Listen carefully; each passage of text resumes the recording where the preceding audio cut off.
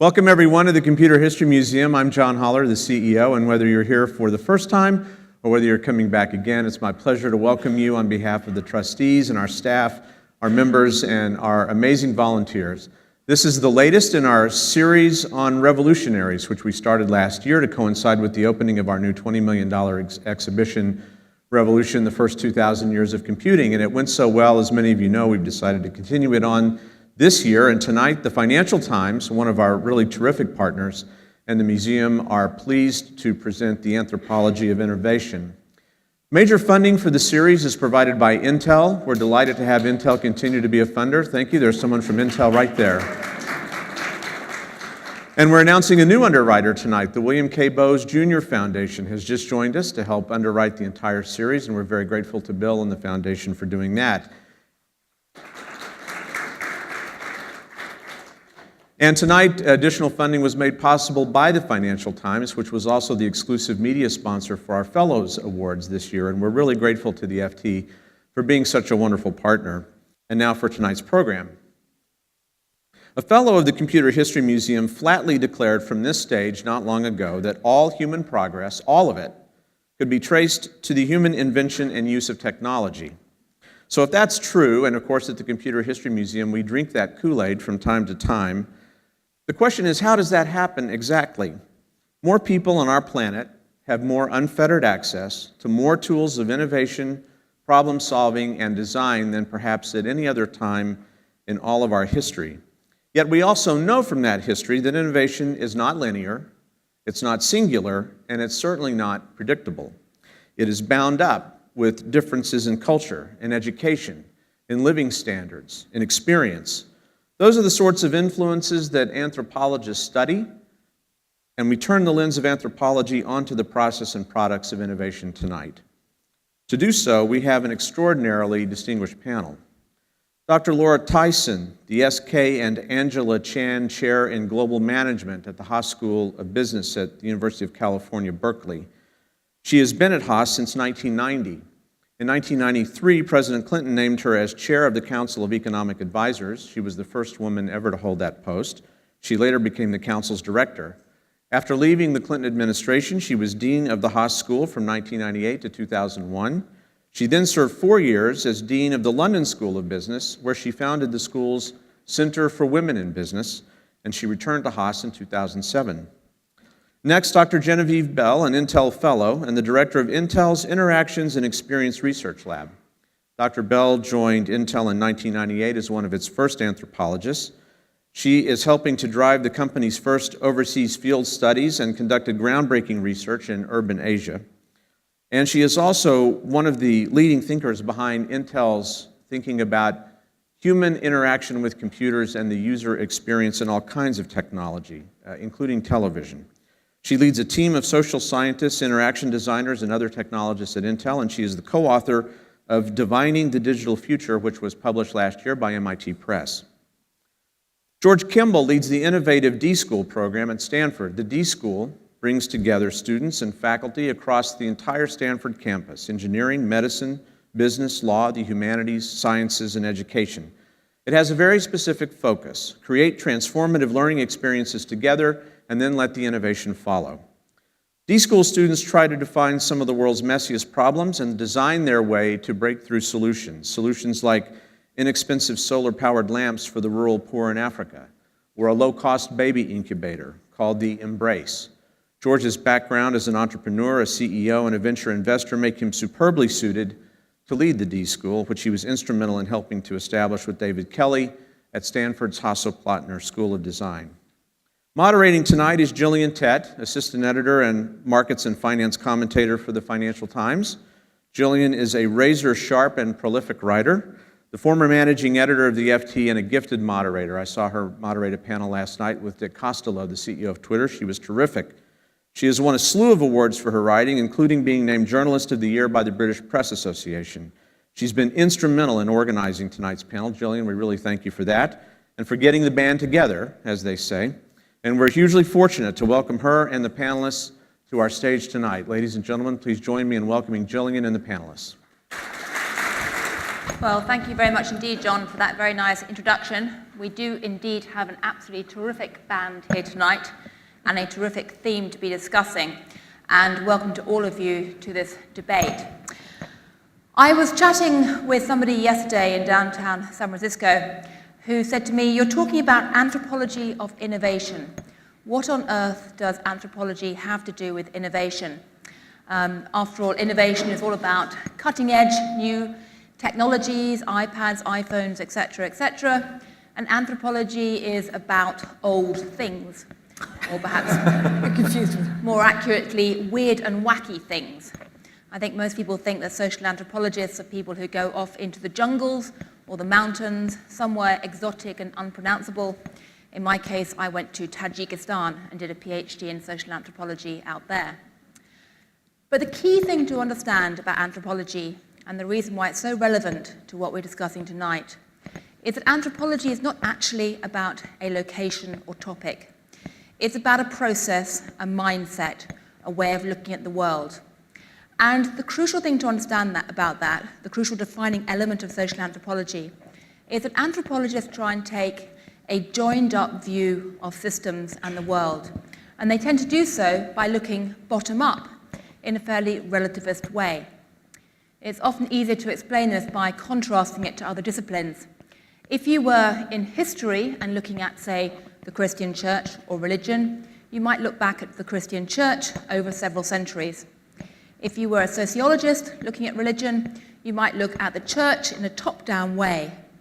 What an anthropologist would probably do is go and sit in a church somewhere for a long time and observe, and try to understand not just how that church operates, but how it links up with other parts of society around it. How the economy, how the local politics, the kinship structure, how all the parts of that society are joined together. And what defines anthropology is really a recognition that every society, every system has a cognitive map, a way that they think the world works, a way of classifying the world, and yet those cognitive maps can vary between time and space. And what really matters in those cognitive maps is not just what people talk about, but also what they don't talk about. The blank spaces on the map are incredibly important. Now, all of that might seem very obvious, and you might say, well, yes, of course, we all know that. But having worked as a journalist in the last few years, not an anthropologist, and worked in places like the financial system, looking at Wall Street, the City of London, looking at the way that governments operate, it's very clear that actually most of the modern world today does not have a joined-up view of systems or the world around us. On the contrary, most of the time people are essentially living and operating and thinking in very marked silos.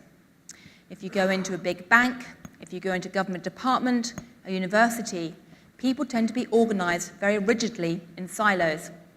And it's one of the extraordinary paradoxes of the 21st century that we live in a system that is, on the one hand, increasingly interconnected in a globalized world, and yet, in many ways, also very fragmented, either because we have giant complex bureaucracies which tend to divide us into silos, or because the complexity of the modern world tends to make a culture of specialists and experts who have command of a technology that no one else understands, or because things like social media and economic pressures create more and more social fragmentation.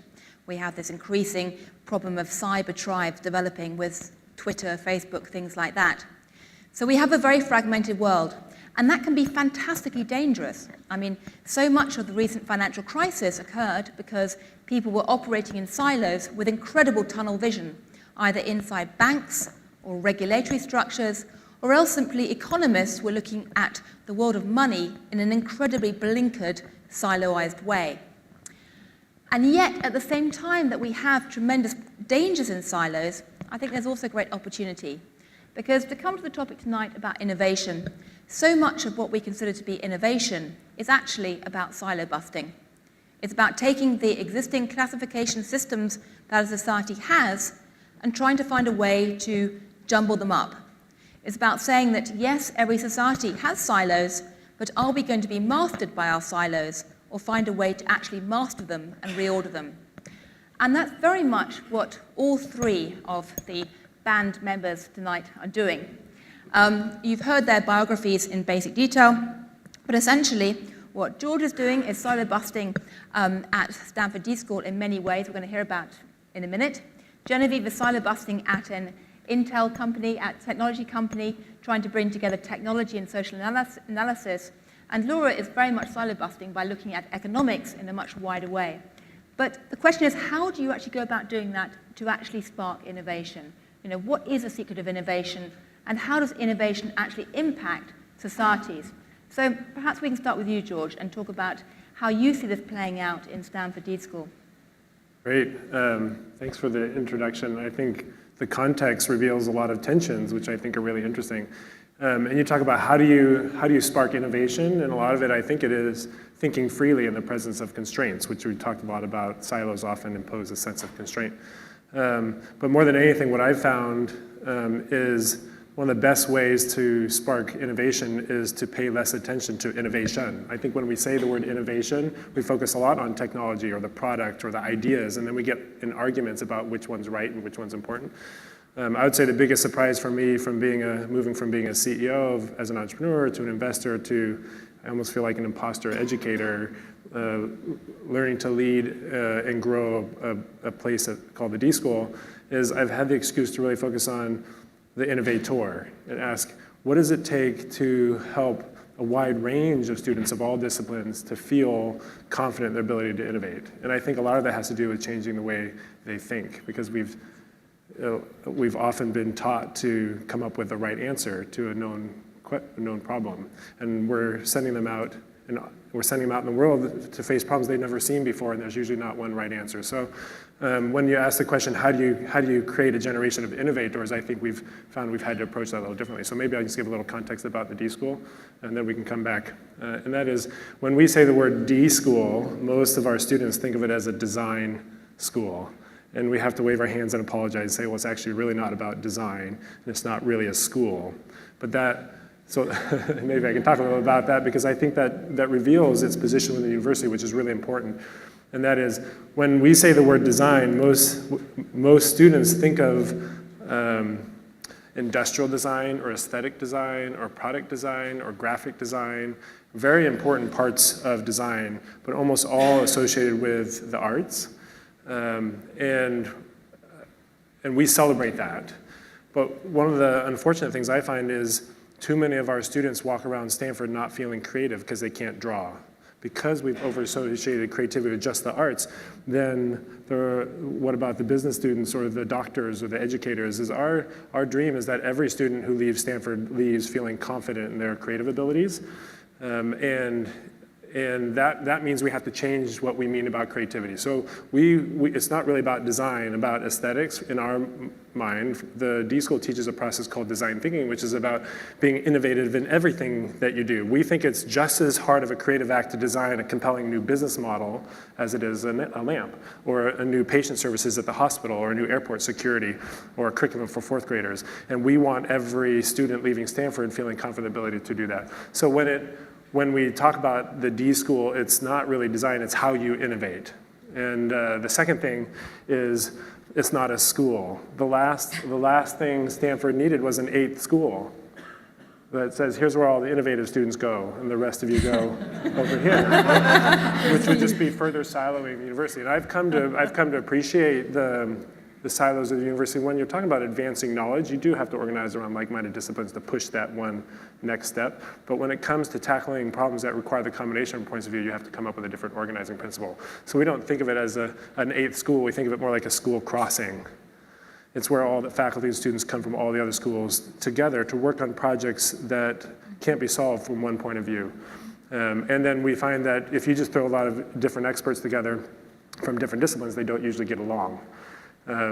Even if their heart's in the right place, because, and so we teach them a creative process that ends up being a a language of collaboration that helps them integrate their different points of view. And it uses mindset. Yeah, I love your word, mindsets. Mindsets, we're biased towards empathy. When you don't really know, pay more attention to people and make the human element as important as the technical and business elements. That usually gives you insights about what's worth working on. And when you're not sure what the right answer is, try lots of experiments. So you have this quick and dirty iterative prototyping culture married with an empathy-based process on collaborative teams, really working on big projects. And what we find is that gets the students into totally different breakthrough ideas than they would have if they just used the classic way of thinking. And it honors all the disciplines, and it helps the students really encounter a sense of their own creativity, and then they see their impact in the world, and then they go out, different thinkers and different doers, and then they nurture that behavior in others. And so we focus, when we talk about silo busting, we focus radically at a personal level as really nurturing new behaviors in the innovator, and that helps them link with other innovators who are not like them, and then the silos don't make much more, they're less important. The faculty see the silos more than the students do. The students take classes everywhere. So I'm happy to, we can go in a lot of other examples about projects, but I think that would be my, maybe my headline is when you ask the question, how do you innovate, focus on you as an innovator, as a creative person, and how do you think freely in the presence of those constraints? Well, Genevieve, you've been quite a pioneer in terms of persuading a group of IT experts that actually having a hippie anthropologist in their midst was a good thing. Wow. How has... I've never been described as a hippie before. Well, perhaps you should explain what you actually do. You're working at Intel, but you're running a group of social scientists who are working with the IT experts. Yeah, so my background, unlike Gillian's, this is kind of one of those great across the Atlantic things. I'm actually a cultural anthropologist, which is the American spin on social anthropology. So I have a background in cultural anthropology, and I landed at Intel at this point 14 years ago. I met a man in a bar in Palo Alto. This is not my career advice, but it is innovative in silo busting. I met a man in a bar in Palo Alto, and I'd just finished my PhD, and I was teaching at Stanford. And he asked me what I did, and I said I was an anthropologist, and he said, "What was that?" And I told him, and he said, "That was nice, and what was I going to do with that, dear?" And I said I was teaching, and he said, "Well, you could do more." And I remember thinking, what an extraordinary invitation that is. And, you know, I met a bunch of people around the valley and ultimately landed at Intel. And when I first arrived at Intel, my new boss sat me down on my second day in the office. The first day involved them telling me all the things that would kill me in the building. The really kind of extraordinary introduction to a technology company was danger. On day two, my new boss sat me down and said, "Great, we're really excited to have a social scientist. That seems like a good thing. We think we need some help in imagining where our technology goes when it leaves the building. Because we think if we knew that, we could maybe make some changes inside the building. And we think that people like you know how to do that, so that'd be good." And I said, "Okay, what people did you want help with?" She said, "2 kinds of people." I'm like, "Excellent, who are those?" Well, she said, "Women." And I was like, "Which women?" She said, "All women." I was like, "All 3.2 billion?" She said, "Yes." I said, "Good." So I wrote women in my notebook and underlined it several times. And thought to myself, what is the project that you would do as an anthropologist to explain women all as a system to a company that made microprocessors? And that was a really exciting thought. And I obviously sat there for a long time going, "Oh, this is going to be, oh, who even knew what that would be as a project," right? I'm like, wow. And then I realized she said there was a second thing. And I think in my heart of hearts, I hope what she hoped the second thing would be was men. Because that would round out the equation. But no, my new boss said ROW. And I wrote that down and realized I had no idea what that was either. I'm like, okay, what's that? She said, "That's rest of world." ROW, rest of world. And I took a deep breath and said, okay, because I figured I might be from rest of world. I'm like, where is world in this sentence? She's like, "That's America." I'm like, okay. Exactly. So to recap, you would like my help with women and everyone else. And she said, "Yes, that would be good." And I thought, well, that's an extraordinary, again, invitation to basically be as disruptive as you could imagine. And for 14 years, I mean, I think part of the job of myself and all the other social scientists that we have gathered at Intel has been to help bring the stories of the rest of the world inside the company.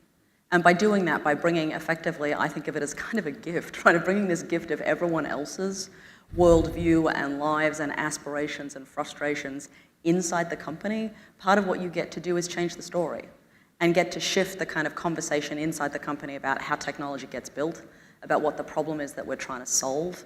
And in the time I've been there, I mean, I know there are Intel people in the room, you know, we've gone from talking about Moore's law as though that were our beating heartbeat, right? That technology had to get smaller and faster and cheaper on a known cadence, to today when our CEO stands up and says the mission of his company is to touch and enrich the lives of every person on the planet. And that's an extraordinary shift in thinking. It doesn't mean we're still not, committed to building extraordinary technology, but it's an understanding of what that looks like when it's done. By the same token, I had someone recently say to me that he thought of my team and I as being a bit like an infection, that we were kind of a viral thing lurking inside Intel, and that our job as social scientists, and I would say, partly because I have designers who work in my lab too, that the job for all of us, that the task we perform in the innovation space is to use the kind of stories from everywhere to open up the conversation, and that what we actually do is not necessarily bring an answer, but bring the opportunity to ask a different set of questions. So to ask a question about who might use this technology when it's built, what would it look like for people to be better because of that technology? What is it that frustrates about people, and could we fix it? And I actually sometimes think the most significant job that we have that I would sort of think fits your model of silo busting is actually using anthropological insights to challenge that voice we have inside of us about what's real and what's normal. And so, when you sit in a room and people go, yes, I want that, or I don't do that, or I do this. I think, one of the values anthropology has is sometimes to be able to say, that may be your worldview, but that's not everyone's. And, how do you use that moment of letting people step outside of their own lives and their own life histories to see the world from someone else's point of view is a really powerful way of having those aha moments that I think do drive innovation, because it's that incredible moment for me. I think the most valuable thing as an anthropologist I know, and I'm a second-generation anthropologist, my mother's one too, she's sort of raised in the field, right? And my mother always said, and I was trained by my professors too, right, that what anthropology teaches you to do is to be curious. And that act of being curious, of being able to spark the question, is for me what also helps drive innovation. Right. Well, I must say, when I was studying in anthropology myself, or cultural anthropology or social anthropology, what I was always told, even as an undergraduate, is that by looking at the other, and you start off thinking the other looks weird, but the more you try and understand the other, the more normal they become. And then you look back at yourself and think, gosh, I look weird. Well, Clive Clucker, famous American anthropologist, always used to say that, and you have to bear in mind he wrote it in the 60s, so when I quote it extant, you'll know why I'm saying that. He used to say that anthropology's big virtue was that it held up a mirror to mankind. And it became, yeah, it was the 60s. It became a way to see yourself sort of, reflected back and see it differently, right? That certainly disrupts the way that people would normally think, and as you say, question what is considered to be normal. But I'm curious to ask you, Laura, coming from a discipline like economics, which is not known for necessarily always having, a lot of humility or cultural context to it. No. What is your experience of working with other disciplines been, and to what degree do you think a discipline like economics can actually benefit from interdisciplinary collisions to help some innovation there? Okay. I want to start with an observation. I don't usually sit on panels with anthropologists, and I don't know exactly what to call you Imposter. But what I would say is they're an extremely articulate lot. If you had a group of economists here, I'm not sure it would be quite so engaging. Okay, so I'm going to start with that. So I think listening to all this, I had several reactions. First of all, I thought of economics when I discovered it in college and graduate school as a way to look at the world, as a way to understand the world. It's a framework, it's a frame, it's a framing device. It's an extremely, I think, helpful organizational tool. It's a helpful tool to make predictions. It's a helpful tool to understand certain parts of human behavior. It is very proud of itself. It is very arrogant. It basically suggests over time that you really don't need to know anything else about any other social sciences. You don't even need to know anything else about any other society, because there are basic economic laws that all human beings manifest.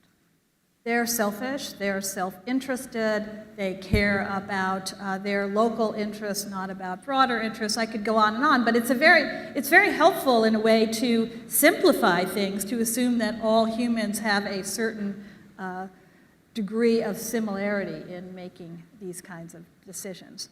So I thought that was very bizarre from the beginning. It was helpful, but I thought it was missing two things personally. One was the institutions in which economic decisions are made. So different societies have organized themselves very differently to make economic decisions. From the simplest tribal community to, at the time when I started to do all this, Soviet central planning. There's a whole variety of ways of trying to solve economic problems and motivate people. So I thought, boy, economists are missing the politics and history and institutions around which they're forming these theories. Better to do that.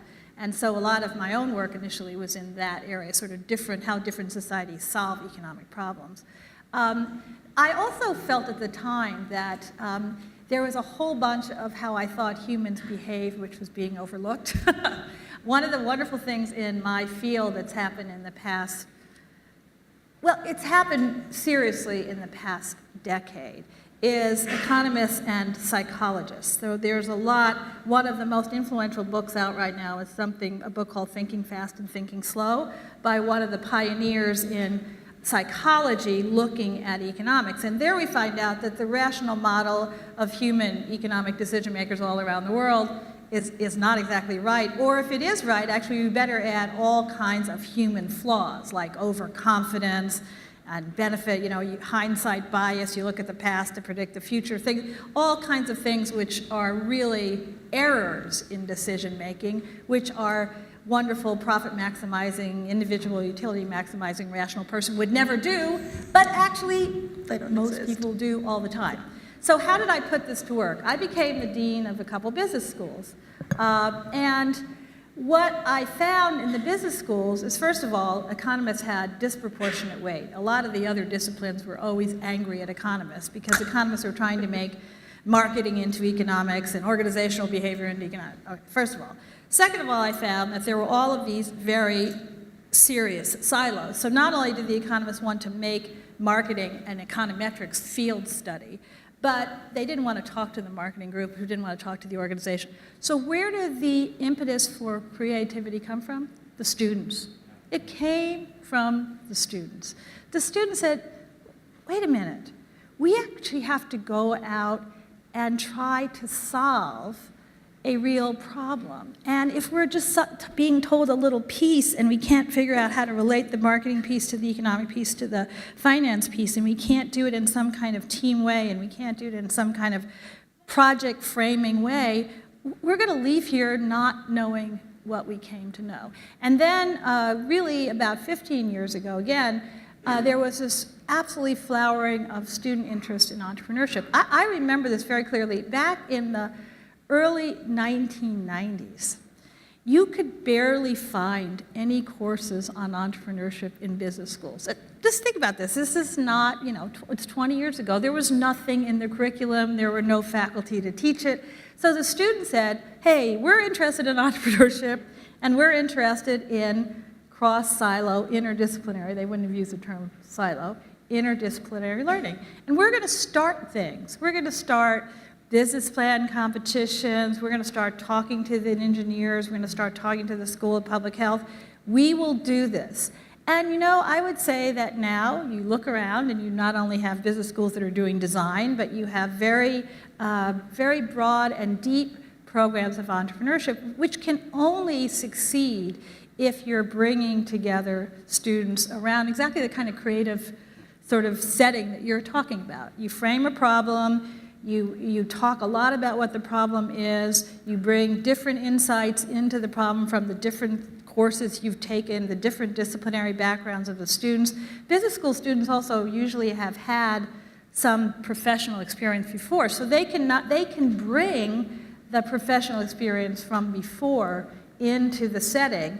And somebody who's been working in marketing and somebody who's working in finance can get together and sort of exchange ideas with one another based on their professional experience. So I think what I would say is that there really has been a very significant transformation. It's ongoing, but a very significant transformation of business school curricula to essentially which reflects the needs we're talking about here. The need to have an interdisciplinary approach, the need to focus on, I love the idea, focus on the student as an innovator. What do we have to give them to help them be an innovator. I think that's really a great way to put it. So for those of you who haven't gone to business school, want to go back and do it again, have kids who want to go to business school, I'm telling you, they are really very different places than they were 15 years ago. And there's a great opportunity to learn about the skills you need to be an innovator, the skills you need to think differently. It was the case 20 years ago, what you went to business school to get is the theory of finance, the theory of economics, the econometric tools you needed to make predictions. It was analysis, it was quantitative, it was rigorous, certainly rigorous, it was very siloed, and I think business schools have come quite a distance, certainly the ones I know, to breaking down those barriers and making it a real experience. And at Haas, we don't have a D school at Berkeley, but we have a D influence, a very serious influence in the business school, and we're actually redesigning a lot of the curriculum around the idea of you first start with a course on problem framing and problem solving, learning these skills to be an innovator. You then join a team on a problem. You then sort of, one of the things another word you mentioned is experiment, at least with ideas, brainstorm with ideas to come up with an idea. There's another very important part of this, which is evaluation, okay? Because not every idea is going to work. So how do you decide, how do you test out? The technology is now very helpful that way, right? Because you can test out pretty quickly a lot of ideas using the technology, yeah. So those are some thoughts. Right. I guess the common theme that sort of links much of what you've all been saying is that when you focus on a goal or a project or the student, as opposed to focus on the existing departments or the existing divisions that are already there, you actually start to silo bust and be creative much more naturally. The problem, of course, though, is you also quite often challenge the existing power structures. And I'm curious to ask Genevieve, I mean, going around Intel, how do people cope with the potential threat to their own operations? I mean, if you are a brilliant, IT designer or something, you probably don't want a social anthropologist sitting there telling you that you haven't really understood what people in Korea want, or have you thought about this or that, or, I mean, how do you break down those barriers? Well, well, partly out of sheer stubbornness. I think is part of the answer. I think actually one of the extraordinary things, I think in some ways it's a Silicon Valley thing, right, is that there is a willingness to be disrupted. You and I both come from other countries where there are different relationships to that, but one of the things I found as I moved out of the university system into industry was that I came to a place where actually people measured me by my ability to be difficult.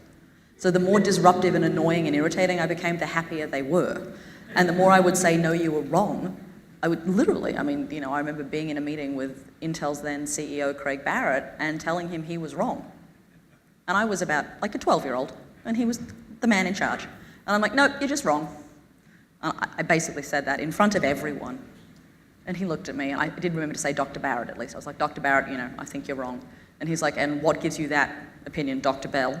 And I proceeded to tell him all the reasons I thought he was wrong. Kind of in descending order of relative importance. And at the end he went, okay, fair enough, good, go do it then. And I remember going, wait, this is not how this should work.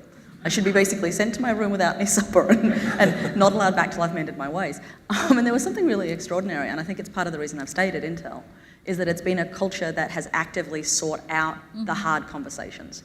And in fact, part of the reason I think Intel has continued to have me there, have the various people that have worked with me and for me there, is that, in fact, they like the hard conversation.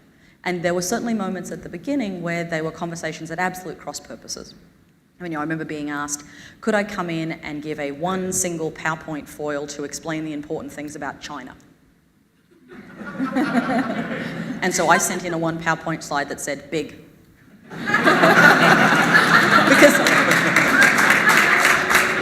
Because it seemed like a ridiculous question. But part of what it took for us, right, and I actually think it's been an extraordinary discipline, and I'm sure you find this, in fact, I'm sure both of you have found it in your various roles too, right, is that part of having to work in that environment meant that I had to learn how to make what I knew intelligible to people who weren't trained in my canonical thinking. So, I mean, you must have this as being an economist too, right? Anthropologists have oodles of jargon, we have all this theory. Yes. It totally informs our thinking. And if you were inside a university, you were used to leading with that. That's right. You lead with what you know, that stuff, right?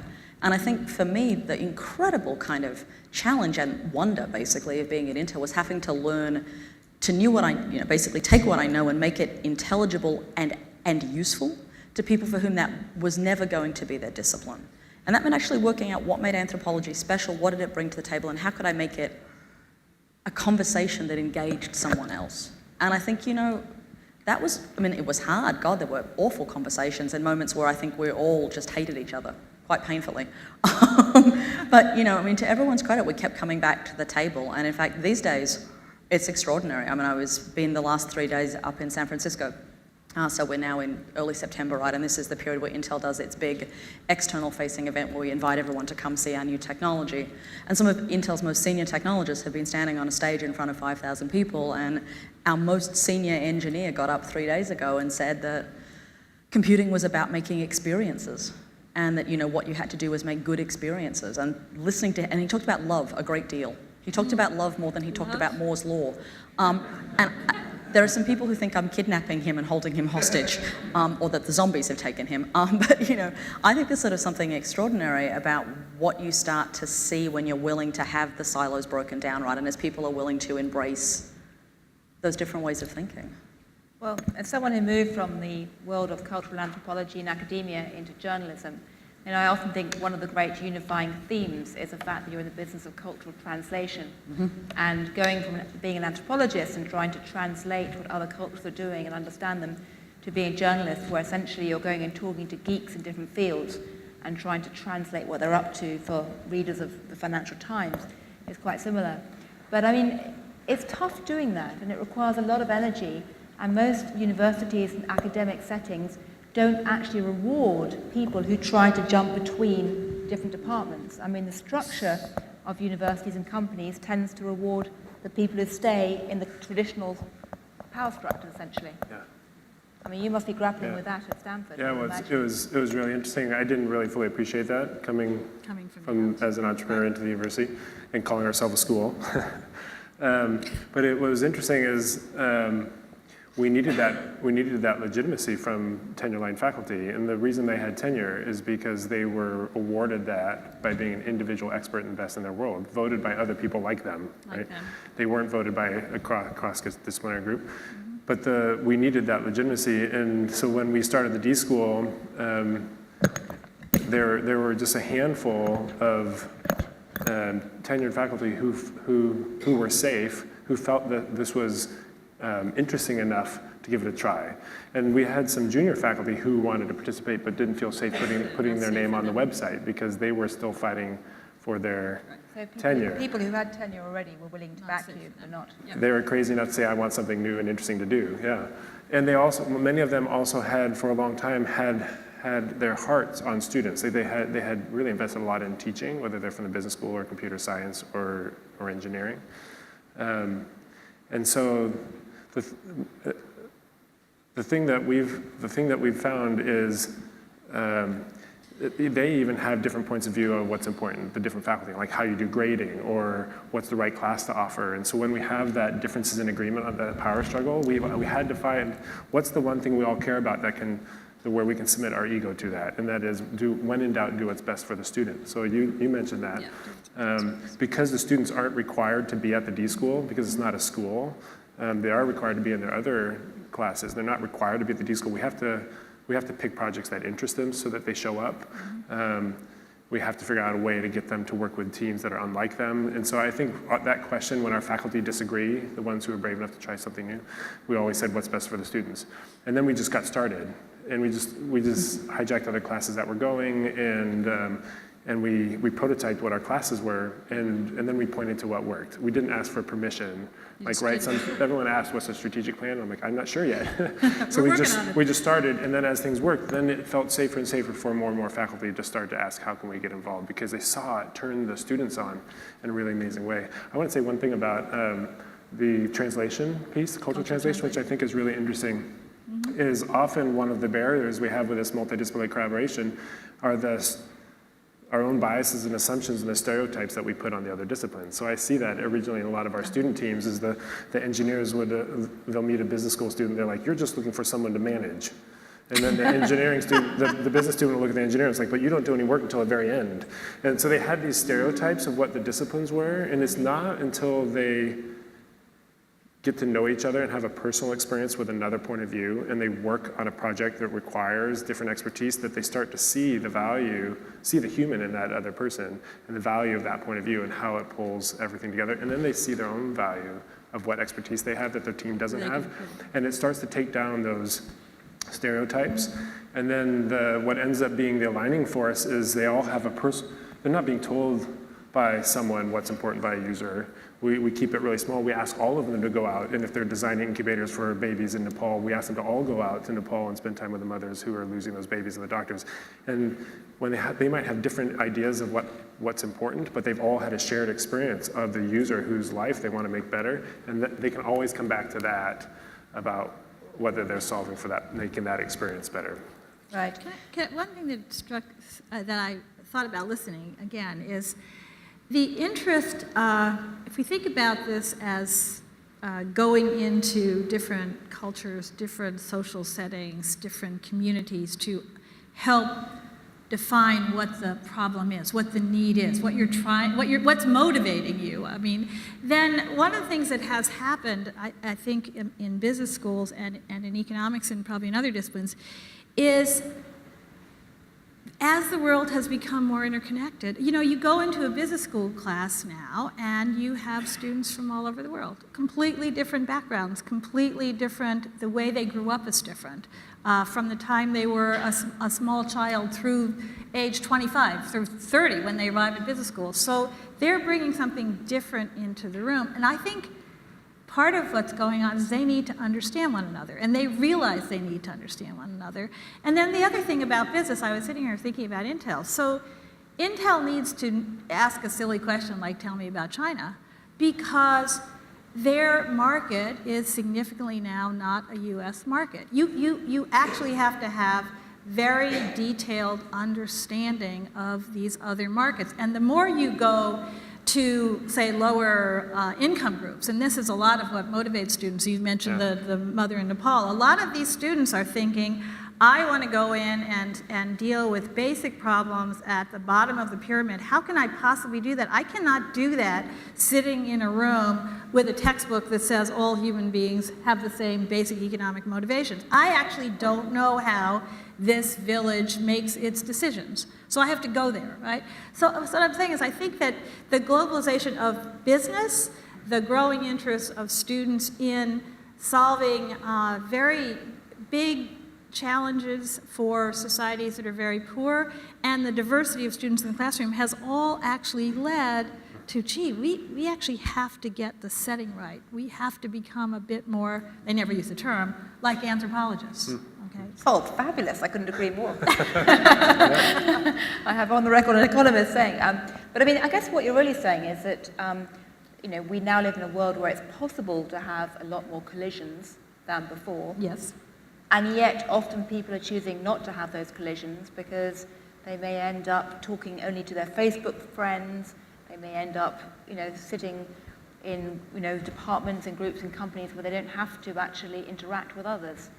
But in a classroom, in an international classroom where the makeup is drawn from, they do have to interact with each other. So they're not doing it through choosing their Facebook or Twitter group to be just their group. They're with that group.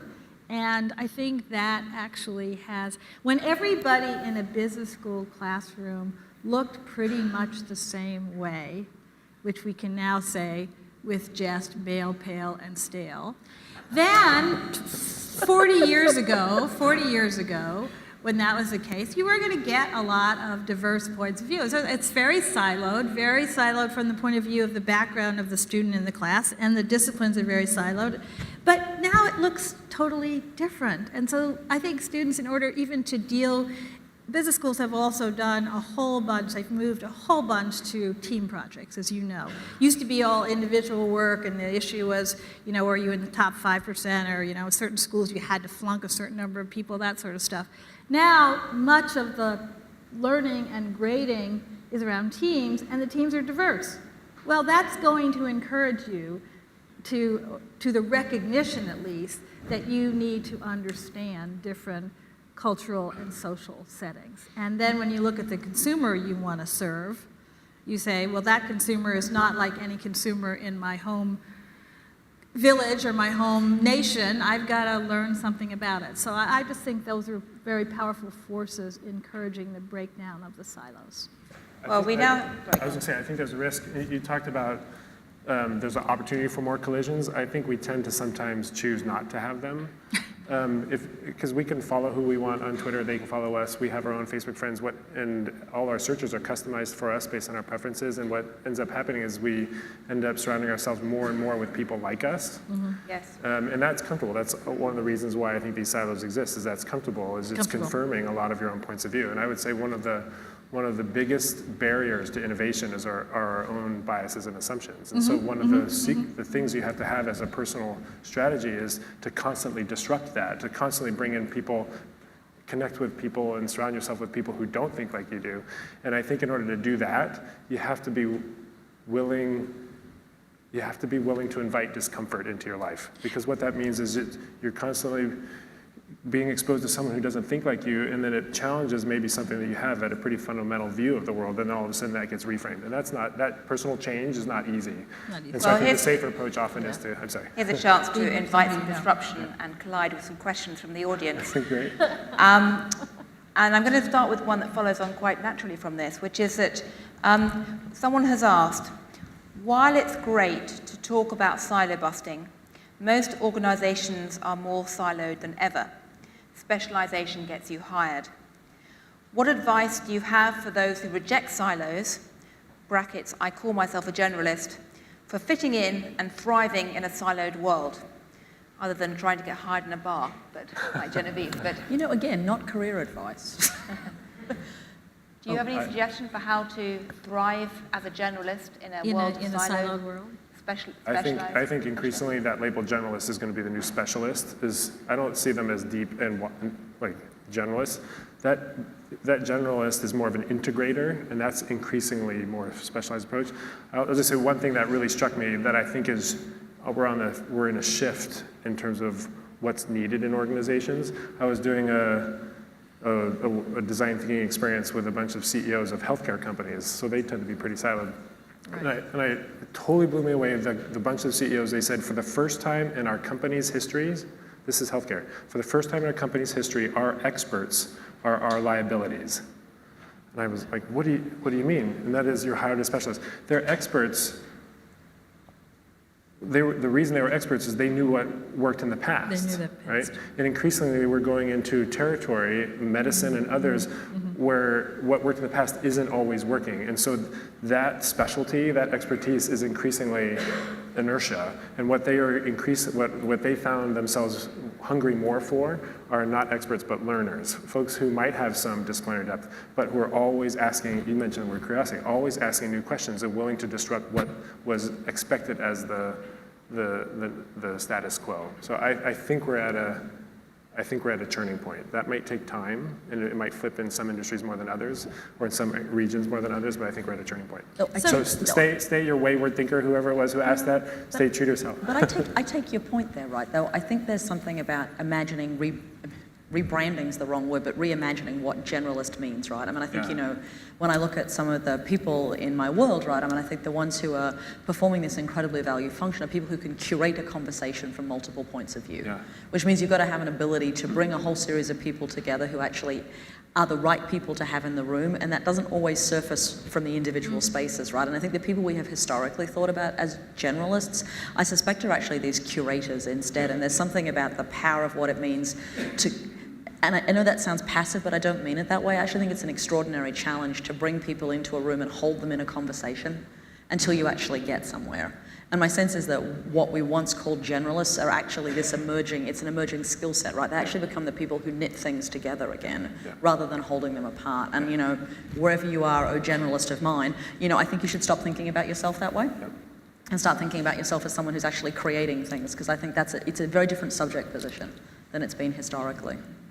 So on this, I would say a couple of things. Number one, if you go and work for a large company, one way that you can get more flexibility is to go and work in one of their foreign locations, because they actually have increasingly allowed their product design or their delivery system to be disrupted. They've gone in with a design which actually wasn't the right design. They learned a whole bunch of things they needed to do to change it, including pricing, the technical features, how to deliver it, how to maintain it. And they now describe that in the literature as disruptive technology coming from emerging markets. So if you choose a big company, look for an opportunity to go work in a very different setting, because the companies have realized they actually have to understand that setting. I would say that.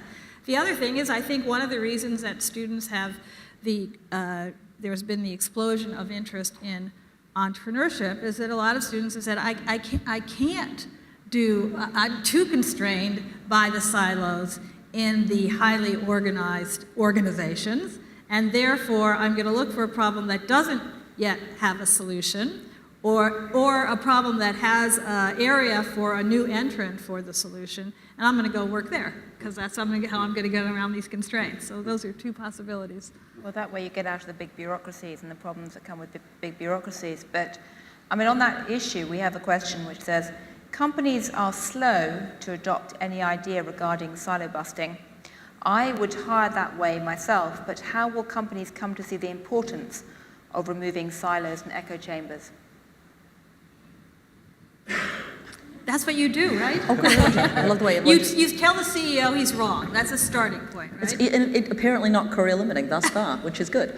I think you have to, it's some of what's where you started, right, Gillian? To argue for the diminishing of silos is to argue for a change in organizational structure. And frankly, most changes in organizational structure inside large corporations don't come from the ground up, they come from the tops down. And increasingly, we see successful companies are the companies that choose to disrupt themselves before they get disrupted. Themselves. They have I know that sounds like a cliche, but there's something about anticipating that you might need to change and doing it before you have no choice left and you've got some time to think about it. And there are plenty of, incredible examples from people like Procter & Gamble and IBM to, the smaller companies of this world, that started out like people like Zappos and eBay, and not small now, but who have routinely reinvented themselves and changed their organizational structure, and I think done a number of things quite deliberately, from hiring different people, so bringing in very different people at a senior level who bring in different expertise and different histories, to seeding different kinds of points of view. But I think, some of that stuff has to happen in a very particular kind of, organizational framework. On that note, there's another very interesting question here, which says that how would you compare innovation in the 20th century, which was dominated by universities and labs of major monopoly corporations, with innovation today with many emerging companies? Do you think we're seeing a different type of innovation develop today in terms of the small startups around here in Silicon Valley and things, from the old days of, IBM, Xerox? So can I say something about this? Because I think we want to be clear that there is a commonality, or something we haven't talked about.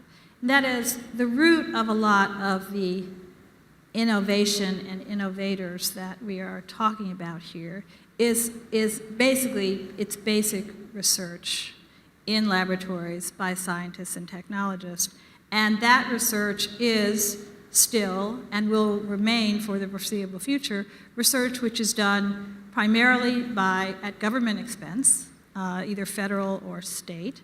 And then there's most of the applied research in the United States is done by the business sector, and most of it's done by very large companies. So just in terms of the actual underlying sort of fount of science and technical knowledge on which all of this can be built, rests that reality. And I don't think we should we should overlook it, because there's a danger that in the notion that, you know, innovation all comes from being small and being flexible and being, see the world in a different way. Yes, but a lot of what we're talking about is rooted in basic science breakthroughs. So if we think about, I was just at a panel, we were talking about some of the many things that have grown up around the Human Genome Project. The Human Genome, you know, when the government first said we're going to finance discovery of the human genome, a lot of people said, why do this? It turns out to be a fount of knowledge for many, many things. So I do think we have to pay attention to this, just because we run the risk of not providing enough of the seed corn in support for basic science and technology, on which a lot of the innovation we're talking about depends. Don't you think it's always got to be a combination of those things? Sure, absolutely. No, I just wanted to bring it up because it hadn't been brought up. Yeah, it is a combination for sure. Yeah, but I also think there's something about, I mean, it's funny, I realize as we were talking here too, that we're kind of, you know, running the risk of making a fetish of a certain kind of innovation, right? And I'm sort of struck by something you said about innovating business models, but then I was also thinking about, you know, there are things that have happened in the world of technology that were driven by people asking hard questions about things in the social world, about, you know, social structure and organization, that created radical changes about who was doing science, who was in the universities, who was in industry, what business models were successful. And I kind of think that, you know, the interesting thing for me is that we're at this moment where there's a layering that's possible, right, of multiple frameworks and sources where innovation can come. And I think it's absolutely right to imagine that there is, as there is on a global scale, incredible government investment in baseline science, and in many countries baseline social science too, to create the kind of frameworks out of which new ideas can spring. We also know that there's a private sector place, and then I think there's this kind of other space that we haven't talked about so much, which is the kind of non-governmental, non-industry, the kind of nutritional NGO sector, or the kind of, you know, the public sector, the space that is not government funding, but, you know, the arts, the creative side, the social side, where we also know innovation happens, right? Whether it's the surfacing of new ways of thinking about things, new ideas, new approaches and methodologies. And I think for me, the most interesting thing that we're at right now is where all of those things are happening simultaneously. And there is the possibility, though it doesn't always happen, the possibility of those sort of conversations banging into each other, right? Silo busting. I would agree that the advancement of science brings new knowledge into the world. I think a lot of the innovations we experience personally, it'll take time, but a lot of the innovation we experience personally is not necessarily a change in technology, it's a change in concept. Yes. Like even the change in the way we think about a problem, which gives us a breakthrough of how to approach it, and often that can be put to work right away, not necessarily 20 years later. And ultimately, what I see is the way we had a question earlier about how do big organizations or silos start to see that disruption is necessary? And we think that what has to happen is a structural change. I think that's what most people assume is we need to make a structural change. I think often the bigger change is to change how we think, and then usually those folks will start to navigate that structure differently, and the structure will change almost naturally. But to the last question, for me, one of the biggest difference between the companies of, let's say, the last era and now, is a lot of those companies that we grew up with, had to organize themselves. That's how we reached scale, is have more of a oversimplified hierarchical model. Now, a smaller group of people can reach scale with these networks. And so I think that's one of the biggest shifts, is it doesn't take as many people to have something that has a very wide impact, and how quickly that can come to life. A matter of years, we're able to build something at scale, at network speed. And so the pace of change is happening, the ability to get to scale faster is of a different structure than industrial structure. It's more of a network structure. And I think what that allows is it puts the innovator in a place where they can have impact very quickly. And if they can organize themselves that way, I don't think they have to necessarily go into, I think that's what our students are seeing, is they can see they can have impact very quickly. They can have impact very quickly, right. I just wanted, the reason I brought up the science and technology aspect is even thinking, say, we all benefit. We're sitting here in the middle of arguably the richest university cluster of knowledge driving innovation in the world. And it did all start with the universities. It started with the research in the universities. And those research budgets and budgets to support students are under pressure. And when you read, I happened to pick up, so the Department of Commerce did a study on competitiveness and innovation. And they highlighted a couple of recent examples, and of course Google was an example. It was a silo, it was an engineering lab, it was an engineering professor, it was 2 students who had NSF support. It was essentially driven by NSF support of the lab and of the students. And then obviously a whole bunch of other things happened, but that was the start. And I think, so I like the complementarity and layers. I think we can't lose track of the basic science part, but it may be necessary, it's certainly not sufficient, and it's only necessary in certain areas. And I mean, Gillian knows this from the United Kingdom, and we certainly know it from the United States, is that while there continues to be strong governmental support of certain kinds of research, what we have seen in the last 5 to 10 years is an aggressive cutback of governmental support of the social sciences, the arts, and the humanities. Absolutely. And when I have had the argument, and I've had several of them, perhaps unsurprisingly, about what it means to say we're investing in science and technology, I'm like, well, that's good, yay. And that means we're supporting engineering and computer science. And you're like, okay, well, good. But it turns out that, there are all these other voices you want in the equation to make those things successful. And for me, I worry sometimes when we talk about what it means to invest in the future of science and technology, that we forget that actually means you want to have anthropologists and economists and psychologists and designers and artists also in that conversation. As you shut the funding down for those things, it makes it harder to imagine that conversation will be possible moving forward. And it, much more aggressively in the United Kingdom, but certainly happening here too, right? I mean, when the National Science Foundation is, being told not to fund anthropologists anymore because they're wacky. They're not scientists. They're not scientists. Scientists. and I was funded by the National Science Foundation when economics was considered to be a science, so that. Anthropology too, but that was, Yeah, quite those some time were ago another now. generation. The golden years. I mean, there's been a suggestion amongst one of the questions that maybe instead of talking about silo busting, we should talk about silo spanning. We're not trying to knock down areas of expertise, we're more trying to match them up. Idea. And I think one of the earlier questions was, how do you, if you want to be a generalist, or how do you, if you want to be a silo buster, actually get on as a career? I mean, from my own experience and seeing other people's career, I think it's often good to think about a T-shape to your career structure or your expertise. You have one thing you know quite a lot about, but you're willing to be open and open your eyes to other ideas and other departments in order to try and span some of those silos. But I mean, that segues in quite nicely to another issue on the question of academics and training and education, which is that with the current national emphasis on teaching students to master common core academic standards, how can K-12 educators promote innovation amongst students? This is a really important question. Well, we have a whole K-12 effort. You do? Yeah. That's what I thought. That's why we're all looking at you, George. I also have 3 boys under 8, and so I've started to care a lot more about early education because I see they have this natural creativity that they're born with, and we've heard it from lots of different folks that we tend to unintentionally educate them out of it. And so what we found when we started the D School, a lot of the D School still is focused, most of the students today are graduate students who have that disciplinary depth, and we're helping them get that more integrative way of thinking. What we found is half of what we're doing is helping them unlearn bad habits that they picked up in elementary school, where in elementary school they're working together is called cheating. And then the last thing you want to do is fail a standardized test, right, because it might compromise your ability to get in college. And then we tell them, go out in the world and collaborate with others and take risks. So we've wired them wrong. And so we said, this is just way too hard to have all these graduate students unlearn this way of thinking and then relearn more of a collaborative, empathetic, human-centered, prototype-driven way of working. And so we shifted and said, we've got to start earlier.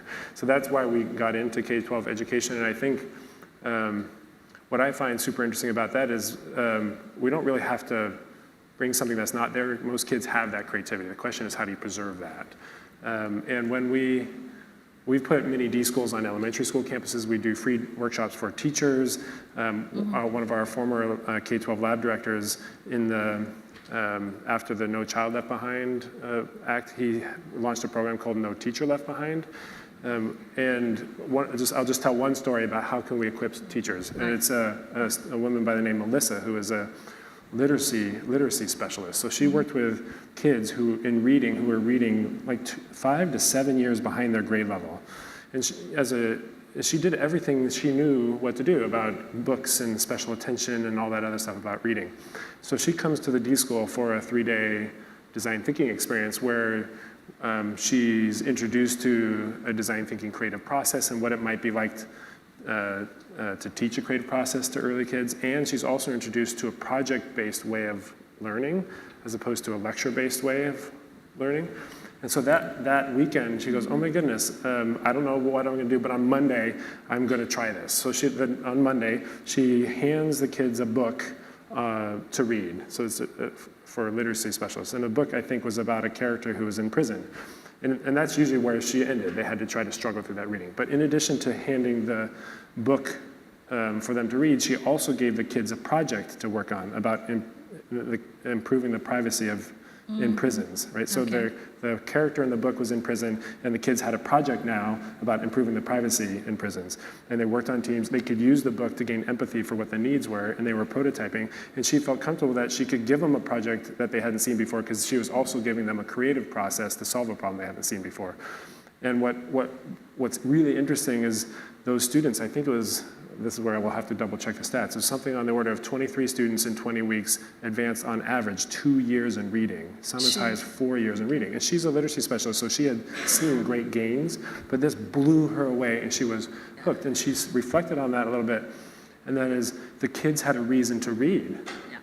Like they were interested in working on something hard, and when you're interested in your problem, you hunger for learning about what's going to help you solve that problem. We've got our education, if I oversimplify our education system, is teaching them a lot of head knowledge, and then the kids say, when am I going to use this? And you say, someday, right? It'd be awesome if we could flip around and say, why don't we tackle hard problems, give our kids hard problems that the world face, and in facing those hard problems, they get to pull in all the disciplinary depth. So I think a lot of that, and we see that in a lot of schools around here, some of the progressive is the wrong word, but schools that use a different approach than just teach to the test. But what I think that requires a change of what we understand a teacher being, from being a person who has all the answers, who stands up in a desk in front of the class of kids who are seated like this, to someone who's more like a coach, who's willing to go into problems they don't know the answer to either, and will work with the students and be a learner with them. And I think that requires a different type of being with the students. But when we see our teachers using a project-based approach with a design thinking like method with the critical thinking skills like the other disciplines, that combination is inspiring for us. Right. What about, we have another question, in fact, two questions linked. What about breaking down silos in other parts of the world, like, say, healthcare or government? So small things then. That's easy. It's like I'm imagining another picture, one slide that says big. Yeah, exactly. Yeah. Again, actually probably very big. Well, one of the most, this is a small, actually, it's a silo-breaking approach to healthcare with potentially big savings, is really embedded in a lot of the reforms, whether you like the Obamacare, the American Affordable Care Act or not. A major focus there is on more holistic patient care. So you basically have the concept of an accountable care organization. It's an organization that comes together to treat the patient. You're not doing it on the grounds of fee-for-service. Here's a service you get paid, here's a service, forget that. Here's the patient. You as a team have to figure out all of the things, not the individual specialist, but all of the things the team has to do to help this patient with their health challenge. And you will be rewarded not on the number of services, but on the health outcome of the patient. So you're saying, reframe the problem. The problem is not you're the radiologist, you do this service and you're done with the patient. You're the gastrointestinologist, you do this service and you're done with the patient. The problem is understanding as a team what is the patient's set of health issues, how are they interrelated, what is a coordinated mechanism of care, and how shall we judge the outcome. And that is really transformational thinking in the healthcare sector, and it's just beginning. It's just beginning. I've got a story, if that helps. So I love this idea of putting the patient at the center. And I think that often when we teach a creative process, I've used the word empathy, we challenge the students, don't just accept the problem as it's framed when it's given to you, is go out and start having empathy first. And that often gives you insights to reframe the problem. So we had a executive from GE, who's the second largest company in the world, I think, at the time, and they have a huge healthcare business, in addition to many other businesses, but he's in the healthcare business. Yes, they have a huge healthcare. And a lot of it, I think, is just challenging what we accept as, what we challenge what we think is accepted in the industry. So his baby is the MRI machine. How many of you know what the MRI machine is? Yeah. And they've done great work there, yeah? They have, and fantastic, he was a designer. He thought of himself as creative, and he thought his job was to design a better scanner. And if you looked at it, it was beautiful, and he felt very proud of his work. And then he comes to our workshop, and we talk about a project-based approach and starting with empathy and visiting the people who are experiencing what you build. So he, as well as prototyping, he thought, I've always wanted to visit a hospital, but he hadn't. And so he did. He's an amazing guy. So that's not, but I'm surprised how many people work in a company and sell something and they've never actually spent time with the people who use it. But that's surprising. But it's, I mean, Genevieve certainly. Yeah. So he goes to the hospital, his local hospital, and they bring him down to the radiology room and they open the door and he's looking in to his baby. It's almost like music in the back of his head. He's la, la, la. He felt very successful. Accidentally, he didn't plan this. He happened to be there. This is an anthropological moment, I think, an empathy moment. He happened to be there when a little 7-year-old girl was having a scan. So he's looking down the hall this way, and he could see her parents walking her down the hall, and he could tell that they were stressed. He doesn't know what's wrong with the girl. They don't know how they're going to get the daughter through the procedure, but the girl doesn't know, so she's just walking around, and they don't see the machine yet. And the moment they turn the corner and the little girl sees the machine, she falls apart. She's completely terrified by this thing. And she's stressed, she's clinging to the parents' legs, the doctors are stressed, it takes a lot of time, and this girl, like 80% of the other kids who get an MRI had to be sedated. That was the accepted norm in the industry. Kids have to be sedated when they get an MRI. But by going there and trying to have empathy for the patient, all the moment he's sitting there and he felt successful, and in that instant he felt he had completely failed.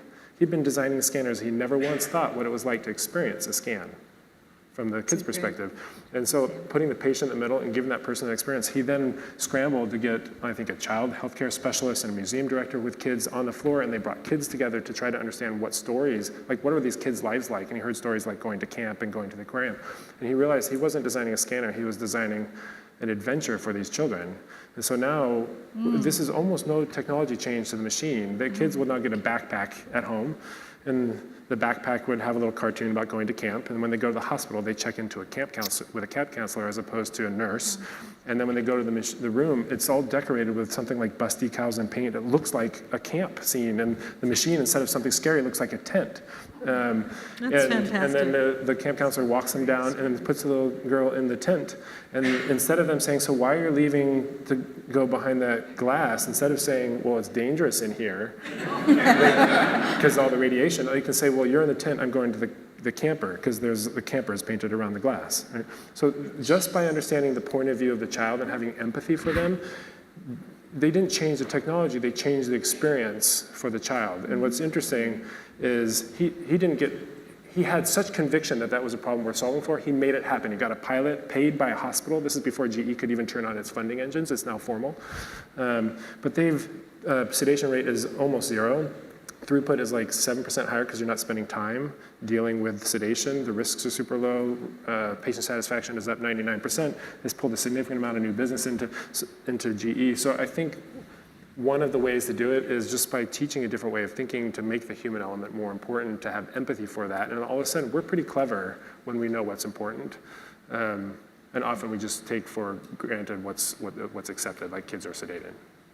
That's a very moving story. That's a great story. I mean, I'm sure, Genevieve, you must have had lots of experiences in terms of actually trying to bring the human element into product design. But I was actually just thinking about how that's the classic, I mean, you were right when you said it was the classic anthropological moment, because I mean, I know you talked a lot about observing as an anthropologist, but you know, one of the things that I always think distinguishes anthropologists from the other social scientists is that we also learn by doing. So there's that notion of the anthropologist where you actually go and do things with other people. And so that moment where you put your body in the frame completely changes the way you experience things. And I've got to say, I mean, it's a fascinating question to the pair of you. If you say, you change healthcare by putting the patient in the middle and configuring healthcare. I have to wonder what happens if you put the citizen in the middle. If you put the what in the The middle? citizen. Wow. Put the citizen in the middle and configure government around Yeah, it. yeah.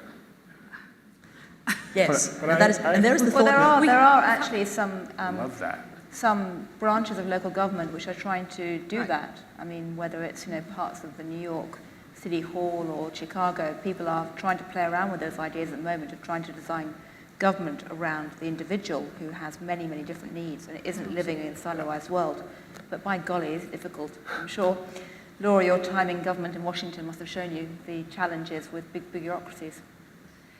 Yeah, I tend to agree with you, Gillian. I think where this is likely to... So the concept which has become very popular at all levels of government, including the federal government, is this concept of one-stop stylized shopping. So you are the customer of the service. And amazingly, that's not what I meant. Okay, but that, I'm just telling you, that's Oh, I what, know, the it's way people are doing it right now tends to be, I am going to make it very easy for you as an individual to know about all your relationships with the government, know about all the services the government provides, and design your own package, your own customized service package. Which is but that's I mean, that's government as service delivery, right? I mean, I think there's this second function that, at least as I've always understood it, that government provides, which is government. We are not merely the recipients of government service delivery, right? We are also citizens of the nation state. And the nation state is not merely the place I pay my taxes and the place that, sends me a pension when I get there. I mean, it is something that I belong to. It's an idea of a thing that is bigger than myself. It is a set of responsibilities. It is here a set of unalienable rights.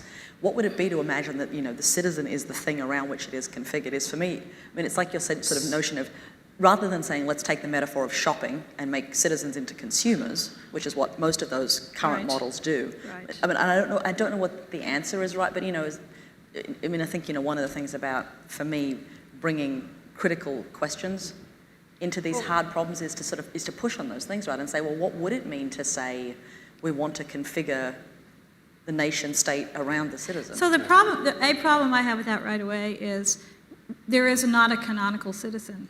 We have people they have very different views of what they want from the government, of what their values are, of what their vision is for the country, and I don't see how if you have a transparent democratic system, we can talk about all the flaws of our systems, but if you have one at least based on that, and representative government, I don't see how you can think that the government would somehow embody the value of a citizen, because there are very different values of citizens. That's not what I'm saying. I mean, Okay, if you say we need to reconfigure healthcare so it's not a series of expertise intersecting with a sick person, Right. but rather saying we have a person who is on a journey from wellness through not so well back to Right. wellness again. Right. And in that journey, we have an arc they're going through, and we want to effectively move them through this place where they get back to as well as they can be. And organize the hospital around Yeah, them. that's as right. opposed That, to and them that is just- happening. That is just beginning to happen, and it's And so great. we have a journey where we could reimagine patients as not being sick people that we need, not sick people, but well people who just need to be moved through this kind of journey, right? Okay. It then for me becomes, what is the metaphor by which we could reimagine an engagement with the nation state, right? Where you could say, what is a citizen? A citizen, I mean, in my mind, if you say, if a patient isn't a sick person but a well person who just needs to be, better, what is the moral equivalent that we would say about a citizen? I mean, it can't just be a service. It can't just be a service Well, point. in a strange kind of way, I suggest in some ways we're almost out of time, but almost a good point to be drawing to a close, because, we started off with the question of, anthropology and innovation. Does anthropology have anything to add to innovation? For most people in the room, since we're sitting in the computer museum, innovation really is about gadgets, widgets, a better iPad, iPhone, whatever else. We're now widening the discussion about innovation, you say, towards business models and how we actually organize ourselves. Maybe the next frontier will be innovation of government, of big bureaucracies, of societies as we imagine it. Sadly, that will take probably another hour at least to discuss and frame the question about. But I'd just like to finish by saying a very big thank you to all of you for a very interesting, free-flowing discussion that started in one place, went to another, but that really is the definition of innovation. And thank you to the audience for being so interested and engaged, and thank you to the Computing Museum for hosting.